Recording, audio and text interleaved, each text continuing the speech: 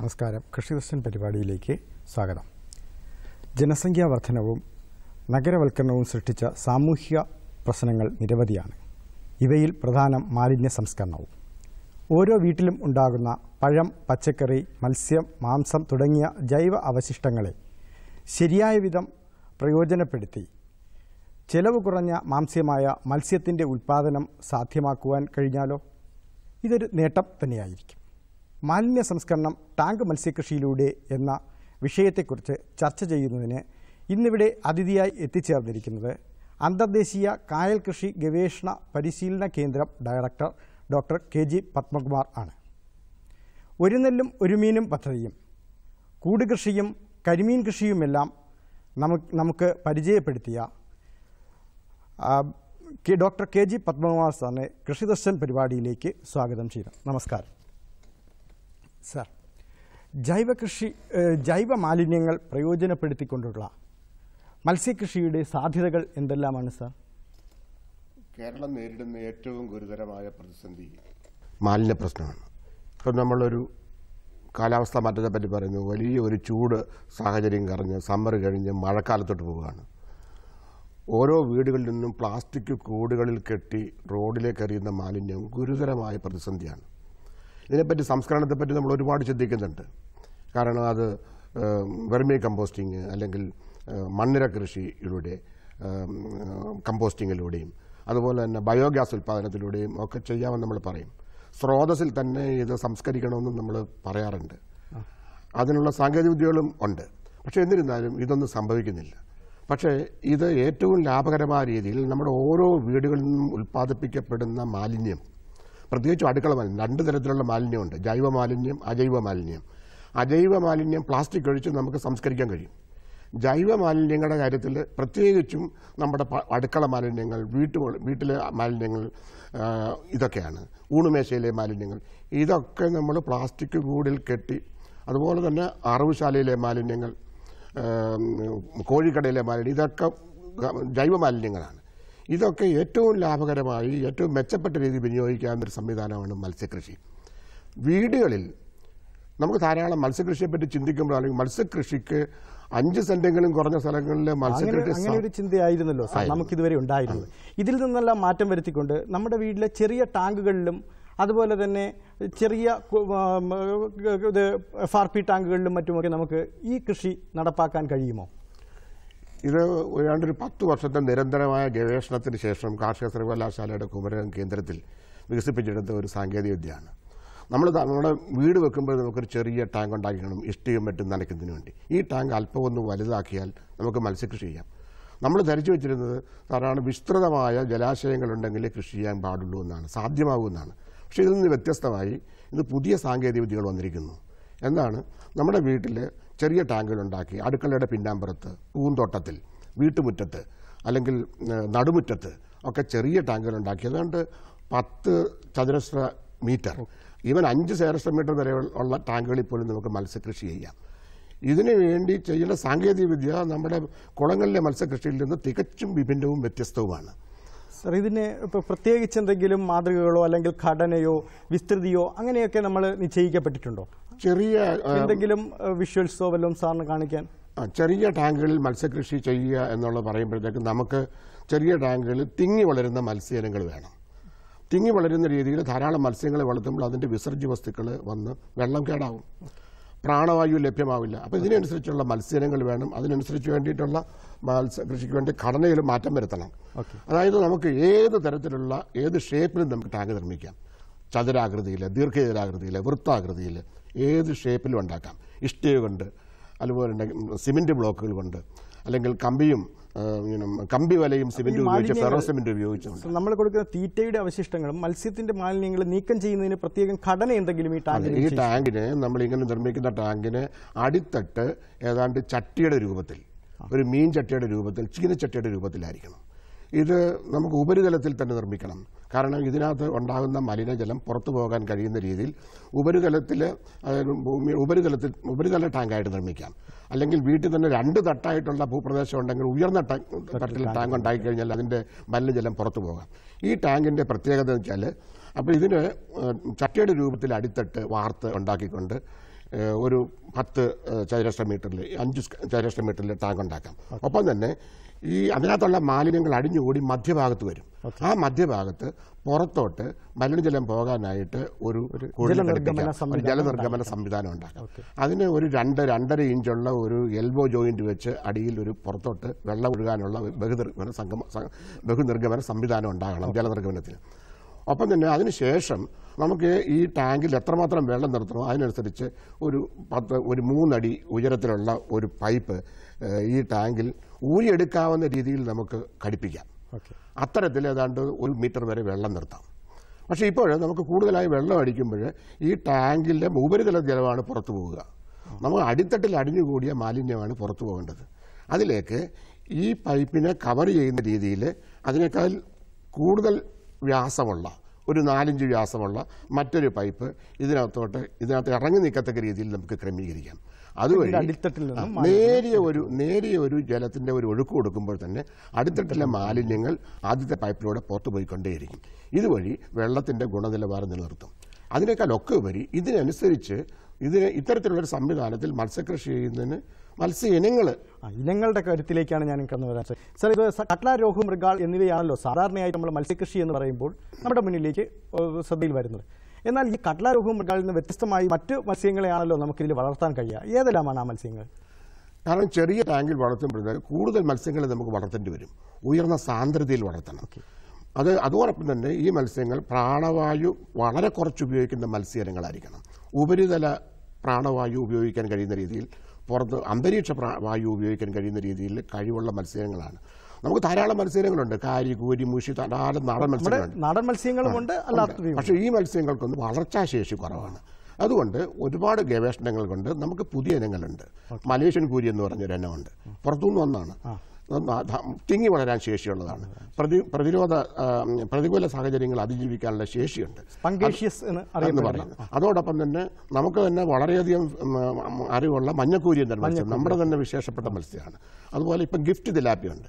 ഇത്തരത്തിലുള്ള മത്സ്യങ്ങളൊക്കെ തന്നെ തിങ്ങി, അതായത് ഒരു ചതുരശ്ര മീറ്ററിൽ നമുക്ക് 20 എണ്ണം വരെ ഇട്ട് വളർത്താം. ഒരു 10 സ്ക്വയർ മീറ്ററുള്ള ഒരു ടാങ്കിൽ 200 മത്സ്യം, അതായത് ഒരു വർഷം കൊണ്ട് ഏതാണ്ട് 200 കിലോഗ്രാം മത്സ്യം ഒരു വീട്ടിലേക്ക് ആവശ്യത്തിനുള്ള മത്സ്യം ഉൽപ്പാദിപ്പിക്കാൻ കഴിയുമെന്നുള്ളതാണ് ഈ കൃഷി രീതിയുടെ പ്രത്യേകത.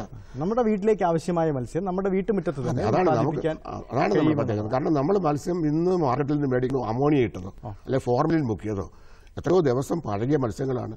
ഗുണത്തെക്കാളേറെ ദോഷം ഉണ്ടാക്കുന്ന രീതിയിൽ മത്സ്യം വാങ്ങാൻ ഇത് നമുക്ക് വിപ്ലവകരമായ ഒരു മാറ്റം നമ്മുടെ വീട്ടുവളപ്പുകളിൽ ഉണ്ടാക്കാൻ കഴിയും. നമുക്ക് ആവശ്യത്തിനുള്ള ഫാം ഫ്രഷ് ആയിട്ടുള്ള മത്സ്യം ഉൽപ്പാദിപ്പിക്കാനുള്ളൊരു വഴിയാണ്. ഒപ്പം തന്നെ അതിൻ്റെ ചെലവ് ചുരുങ്ങും. കാരണം നമ്മുടെ വീട്ടിലുണ്ടാകുന്ന മാലിന്യങ്ങൾ, ഊണുമേശയിലെ മാലിന്യങ്ങൾ, അടുക്കളയിലെ മാലിന്യങ്ങൾ, പച്ചക്കറി അരിയുമ്പോഴുള്ള മാലിന്യങ്ങൾ, ജൈവികമായ എല്ലാ മാലിന്യങ്ങളും കഴിക്കുന്ന മത്സ്യങ്ങളാണ് ഈ മത്സ്യം. അതായത് ഇത് മിശ്രഭോജികളാണ്. വെജിറ്റേറിയനും നോൺ വെജിറ്റേറിയനുമായിട്ടുള്ള സർവ്വ ഭക്ഷണ സാധനങ്ങളും തിന്നു തീർക്കും. ഉയർന്ന സാന്ദ്രതയിലായതുകൊണ്ട് ഇട്ടുകൊടുക്കുന്ന ആഹാരപദാർത്ഥങ്ങൾ മുഴുവൻ തിന്നു തീർക്കും. അതുകൊണ്ട് മിച്ചം അടിഞ്ഞുകൂടി വെള്ളം മലിനപ്പെടുകയോ മണമുണ്ടാവുകയോ ചെയ്യുന്നില്ല എന്നുള്ളതാണ് ഈ ഇത്തരത്തിലുള്ള കൃഷി രീതിയുടെ ഇത്തരത്തിലുള്ള സംവിധാനത്തിന്റെ ഒരു പ്രത്യേകത. സർ, ഒരു ഫോണുണ്ട്. ഹലോ, കൃഷിദർശൻ പരിപാടിയിലേക്ക് സ്വാഗതം. കൃഷിദർശൻ പരിപാടിയിലേക്ക് സ്വാഗതം. എവിടെ നിന്നാണ് വിളിക്കുന്നത്? കട്ല പോലുള്ള മീൻ നമ്മൾ ഈ ടാങ്കിൽ വളർത്തുമ്പോൾ നമുക്ക് കുളത്തിൽ വളർത്താൻ പറ്റുമോ? ഒന്നുകൂടി ക്വസ്റ്റ്യൻ ആവർത്തിക്കാമോ? നമ്മൾ ഈ ഇത് ഇപ്പൊ പറഞ്ഞല്ലോ ടാങ്കിൽ വളർത്താൻ മീന്, അതുപോലെ തന്നെ നമുക്ക് കുളത്തിലെ മീൻ വളർത്താൻ പറ്റുമോ അറിയാൻ വേണ്ടിയിട്ടാണ്. കുളത്തിൽ നമുക്ക് സ്വാഭാവികമായിട്ടും വളർത്താം. കുളത്തിൽ വളർത്തുന്നതിനെ പറ്റി പുതിയ കാര്യമല്ല. നമ്മുടെ മാലിന്യങ്ങൾ, ഗാർഹിക മാലിന്യങ്ങൾ മുഴുവൻ കുളത്തിലിടുന്ന സംയോജിത കൃഷി എന്നൊരു സംവിധാനം എത്രയോ നാളുകളായിട്ട് നമ്മൾ നടപ്പിലാക്കുന്നതാണ്. അതിൽ നിന്ന് വ്യത്യസ്തമായി ചെറിയ ടാങ്കുകളിൽ മത്സ്യം കൃഷി ചെയ്യാൻ കഴിയുമെന്നുള്ളതാണ് പ്രശ്നം. ഇത് ചെറിയ ടാങ്കുകളിൽ സിമന്റ് ടാങ്കുകളിൽ കൊച്ചു ടാങ്കുകളിൽ കൃഷി ചെയ്യാൻ കഴിയുമെന്നുള്ളതാണ് ഇതിന്റെ ഒരു പ്രത്യേകത. തീർച്ചയായിട്ടും വീട്ടുവളപ്പിലെ കുളങ്ങളിൽ നമ്മുടെ ജൈവ മാലിന്യങ്ങൾ ഉപയോഗിച്ച് മത്സ്യകൃഷി ചെയ്യാം, സംശയമൊന്നുമില്ല. ശരി ധർമാൻ, വിളിച്ചതിന് നന്ദി. സർ, നമുക്ക് തുടരാം. അപ്പോൾ നമുക്കിതിന് ഭക്ഷണക്രമങ്ങൾ എന്തെങ്കിലും, അതായത് ഇപ്പോൾ നമ്മൾ എത്രത്തോളം തീറ്റ ഈ ജൈവ മാലിന്യങ്ങളെ നമുക്കിതിന് തീറ്റയായി നൽകാം എന്നുള്ളത് നമുക്ക് വീട്ടിൽ ഒരാൾ ശരാശരി ഒരു 300 ഗ്രാം വേസ്റ്റ് ഒരു ദിവസം ഉണ്ടാക്കും. ഒരു 5 അംഗങ്ങളുള്ള ഒരു കുടുംബത്തിൽ അതുകൊണ്ട് 1.5 കിലോഗ്രാം മാലിന്യം ഗാർഹിക മാലിന്യം, പ്രത്യേകിച്ച് അടുക്കള മാലിന്യം, ഭക്ഷണ മാലിന്യം, അവശിഷ്ടങ്ങളുണ്ടാകും. ഈ അവശിഷ്ടം മുഴുവൻ ഏതാണ്ട് 50 മത്സ്യത്തിന് മതിയാവും. പക്ഷേ നമ്മൾ 5 സ്ക്വയർ മീറ്ററുള്ള ഒരു ടാങ്കിൽ പോലും നമ്മൾ 100 മത്സ്യം വളർത്തും.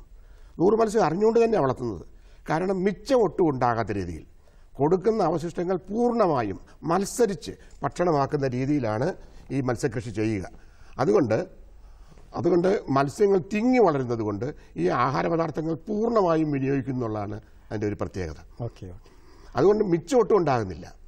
ഭക്ഷണ മാലിന്യങ്ങൾ, അവശിഷ്ടങ്ങൾ ഉൾപ്പെടെ, നമ്മൾ പച്ചക്കറി അരിയുന്ന അവശിഷ്ടങ്ങൾ, നമ്മുടെ അടുക്കളയിലുണ്ടാകുന്ന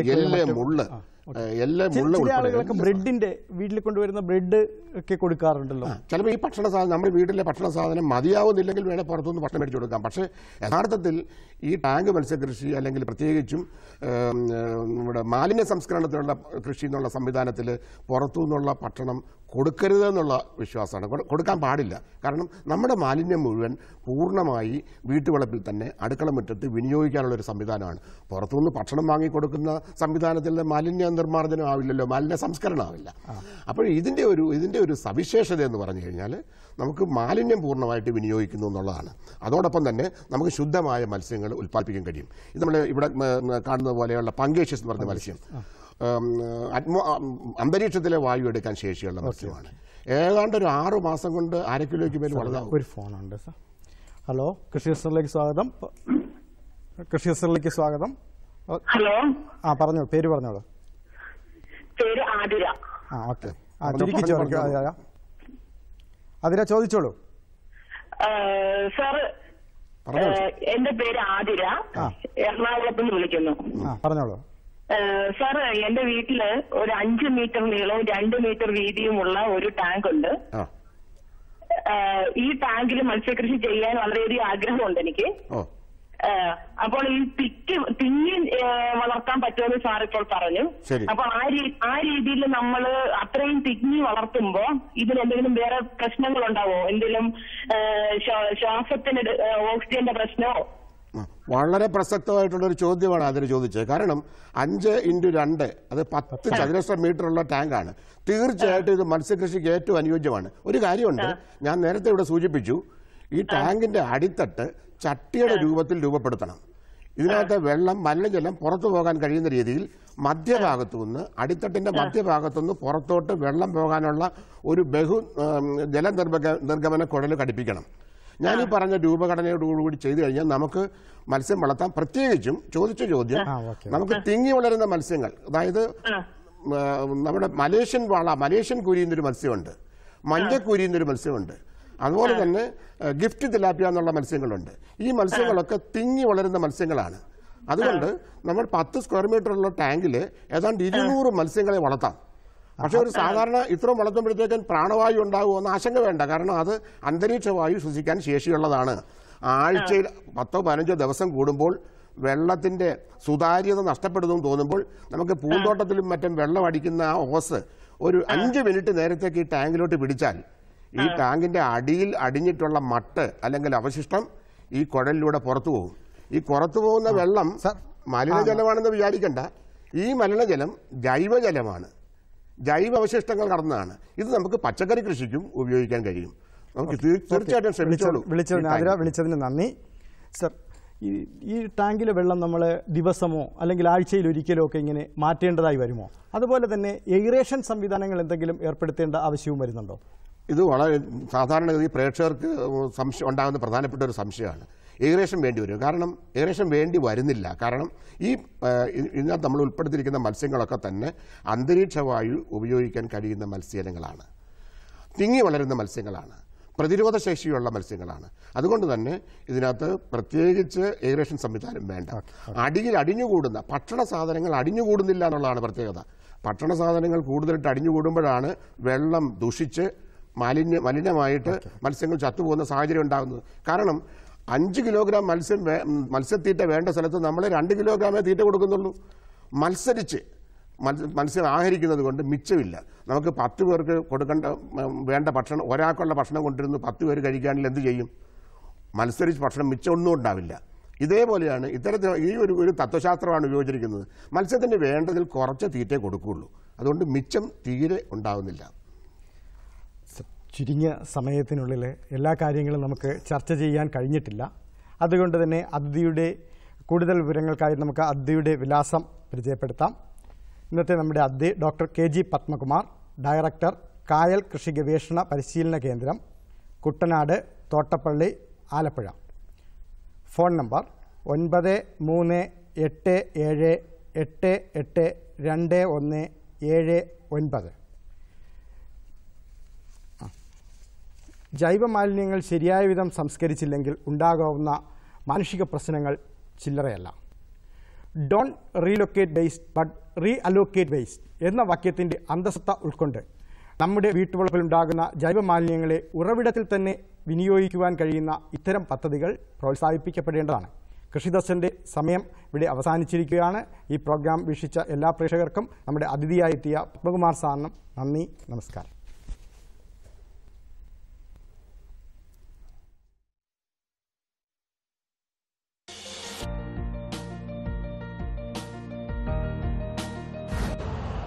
यूरिया का स्वदेशी उत्पादन 70 लाख टन बढ़ाने के लिए 6 उर्वरक संयंत्रों का उद्धार किया जा रहा है। SIL के गोरखपुर, सिंदरी, तलचर और रामागुंडम संयंत्र, HFCL की बरौनी इकाई और BVFCL की नामरू फोर्थ। सोने पर सुहागा ये है कि देश में अब बनेगा सिर्फ नीम लेपित यूरिया, क्योंकि इससे होगा किसानों का फायदा ही फायदा। अनाज का उत्पादन 10% तक बढ़ेगी 10 से 15% नाइट्रोजन क्षमता।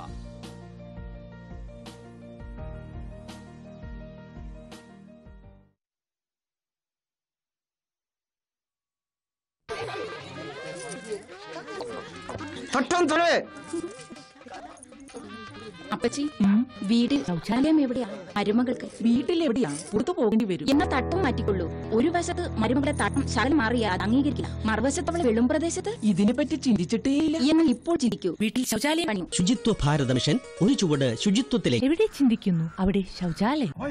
भाई बोले तो अपुन का एरिया में अपुन से बड़ा डेंजर कौन आ गया भाई? डेंगू और चिकनगुनिया बोले तो दोनों का गेम बना देते भाई।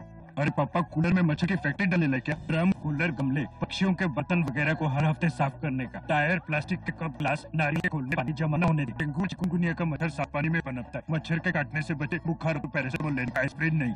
पर भाई ये बीमारी का पता कैसे चलेगा? सीधा है, बदन दर्द, सर दर्द, तेज बुखार, थकावट, बदन पे दाने निकले तो मतलब डॉक्टर को मिलने का, खुद डॉक्टर नहीं बनने का, समझा? वाह भाई, आप तो सचमुच के MBBS हो भाई।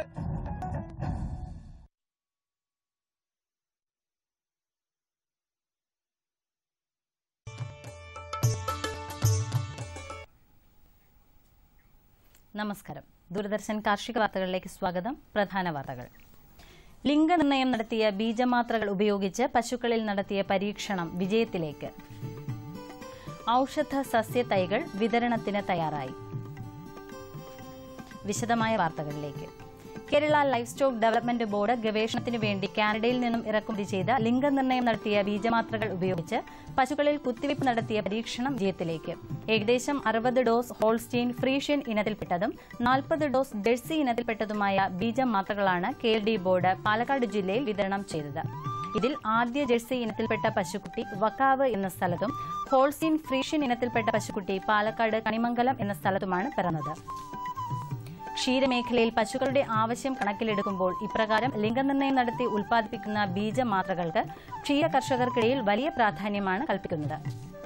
തിരുവനന്തപുരം ഗവൺമെന്റ് ആയുർവേദ കോളേജിന്റെ കീഴിൽ പൂജപ്പുരയിൽ പ്രവർത്തിക്കുന്ന ഫാർമക്കോഗ്നസി യൂണിറ്റിന്റെ മേൽനോട്ടത്തിൽ മെയ് 25, 27 തീയതികളിൽ ഔഷധ സസ്യ വിഷയങ്ങളിൽ ബോധവൽക്കരണ പരിപാടി സംഘടിപ്പിക്കുന്നു.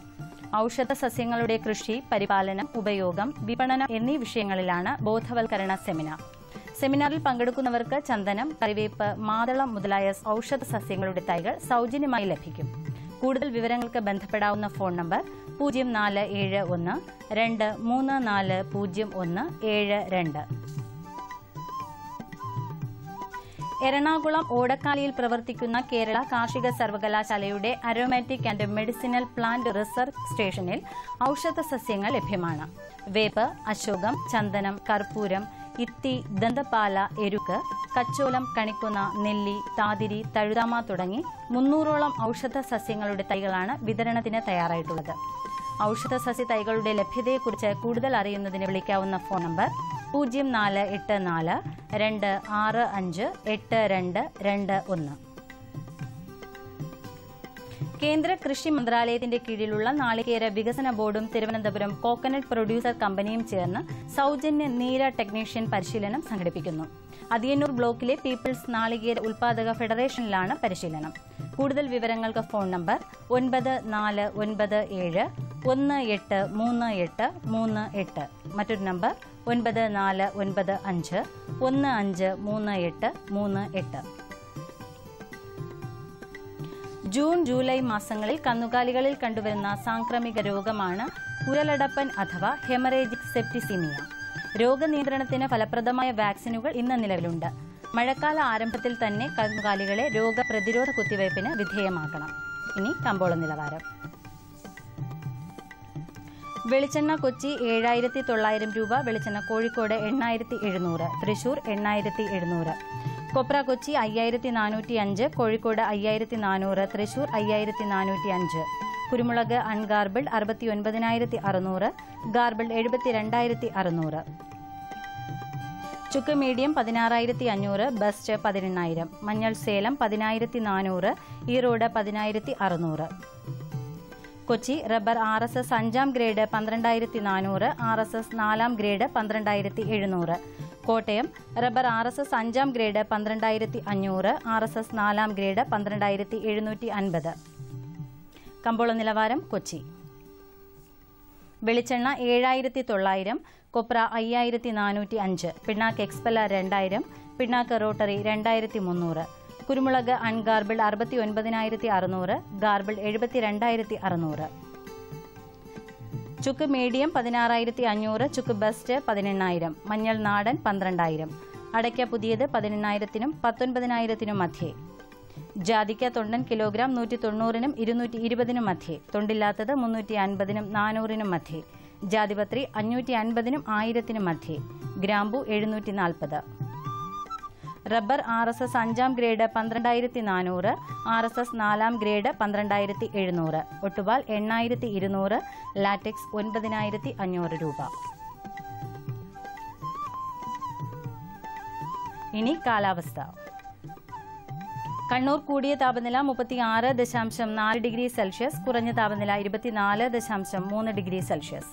കോഴിക്കോട് 36.2, 27.2. കൊച്ചി 35.2, 26.8. ആലപ്പുഴ 35, 26.8. പുനലൂർ 35.5, 22.5. തിരുവനന്തപുരം കൂടിയ താപനില 34 ഡിഗ്രി സെൽഷ്യസ്, കുറഞ്ഞ താപനില 25.5 ഡിഗ്രി സെൽഷ്യസ്. ഇതോടെ ഇന്നത്തെ കാർഷിക വാർത്തകൾ സമാപിക്കുന്നു. നമസ്കാരം.